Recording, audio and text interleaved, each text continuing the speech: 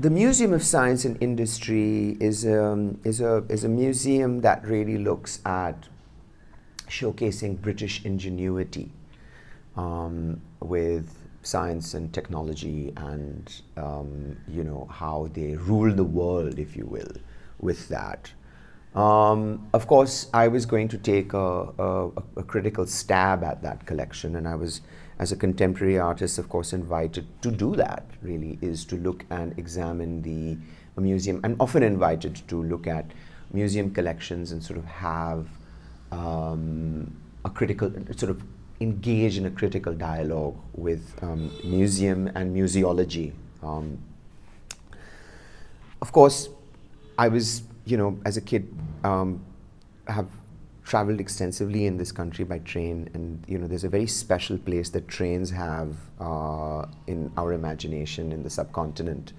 And when I saw the display of railway engines in a massive warehouse at the museum, I was immediately attracted to the railway engine that served Northwest Frontier in the greater part of the 20th century. So right from the time when the railway engine was built in 1911 and sent to India till 1982, served the subcontinent. And if I was to think back or jog back into a moment when the movement of people was also woven into that, was also the trauma of partition. And when one examined this archive, the museum's archive, even though they're not very critically set up, I think what's amazing is the access to information and archiving that one has in a museum of this nature. And we could see that this railway engine was working at the time of partition. And it sent chills up my spine as I got into discussions with some of the young interns who were helping me. I realized that partition is not even taught in British history to young people. So I felt that perhaps this was a way to hold a mirror up of a different kind and reflect on that moment and share that with the young people that were completely unaware, not just unaware of that moment in history, but unaware of how colonialism and its toxicity, creates a division between a people that now goes so deep that it almost feels irreparable. And those wounds are there in a sense forever. How we will heal from them is, I think, if anything,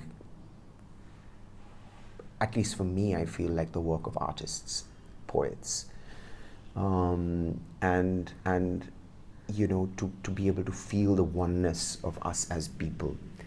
And I thirst for that. I'm really someone who's very, very deeply connected to and wants to be connected to blurring the boundaries of South Asia, especially because of the work that we do in Goa as HH Art Spaces, as, we really do connect with institutions, make a strong effort to connect with institutions across the border.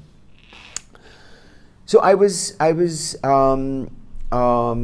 literally spent 2 nights on the railway platform, and the railway platform, in our memory, at least in my memory, feels like this refuge, this safe space for a family to sit and wait for a train endlessly, and I don't know if we all have,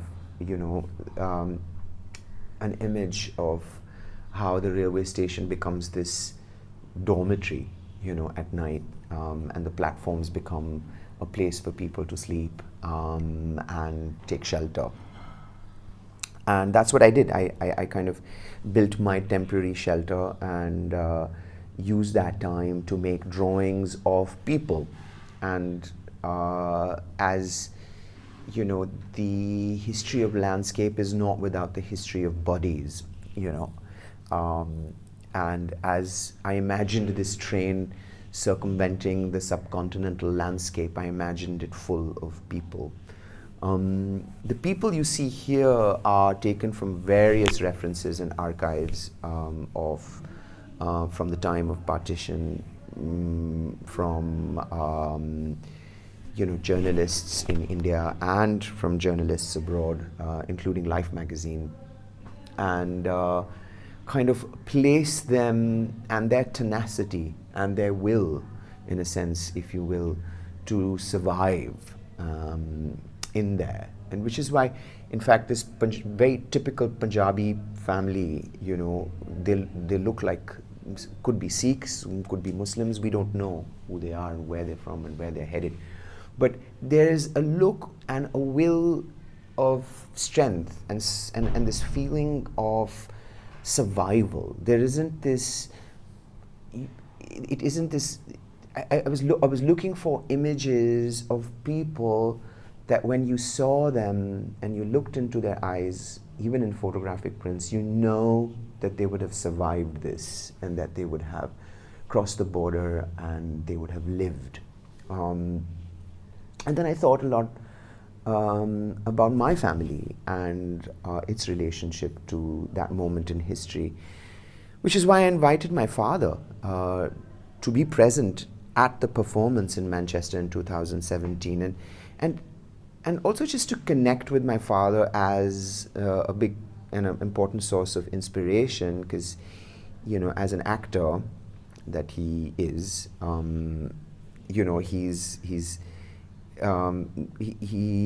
he connected with me. I think our connection to a large extent, as if I remember as a child, was rehearsing monologues from Shakespeare and soliloquies. And I guess my love for the theater and acting and persona creation and performance comes from some of that early engagement with theatrical material and the English language, which I kind of feel like I left behind, and I took on more the language of image making. So I invited my dad to be present in the performance with me for a moment where he would recite a Shakespeare monologue, and he chose, and we together chose King Richard III. A monster of a man, actually, King Richard III. So there's an irony in a sense over there where, this moment in history is a King Richard III moment, where empire doesn't care about anything other than power, essentially. And after he's recited King Richard III, the soliloquy where King Richard wakes up from a nightmare, he goes back to sleep, and I literally draw him into this landscape. And if I was to think about him, my dad objectively and my father objectively, I would say he's probably one of the last colonial children, born in 1946, the very last year of empire in India. So literally both my mother and my father are of that moment, from that history. My mother's Peshawari, so connecting this to the northwest frontier in Peshawar is poetic as much as it is eerie and troubling. And I end the performance with taking all of these bodies and faces and I cover the train engine with this attempt to make it disappear. And in fact, it felt like it did. And instead of the engine, you have these faces and bodies that talk of a very different history than the one that the museum talks about. And my takeaway from the train engine was to literally take a rubbing of this seal of Pakistan Railways and the engine number as prints, as an imprint that the train makes on the drawing itself. And I want to leave you with this, that that this installation connects itself to a drawing that I made at the gallery that is on display at Chatterjee and Lal at the gallery in Colaba.